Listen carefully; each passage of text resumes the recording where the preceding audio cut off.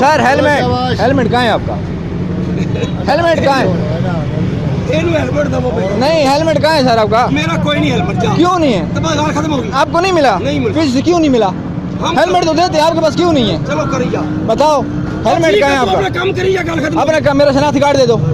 एकदम मैं देना शनाख्ती कार्ड। क्यों? ये भी शनाख्ती कार्ड चला ये देखे सर, इनके पास बिल्कुल हेलमेट नहीं है। ये देखें बिल्कुल देखो, और ये हुकूमत वाले पियो खुद हुकूमत वाले पियो हो गया और आपके पास हेलमेट नहीं है। बड़े आ गए यहाँ चालान काटने वाले, अपना तो हेलमेट नहीं, अपना कोई कानून नहीं, दूसरों के लिए कानून बनाते हैं। देखें भाई इनके पास बिल्कुल हेलमेट नहीं है और लोगों का चालान काट रहे हैं। देखें चालान काट रहे हैं बिल्कुल, ये देखें।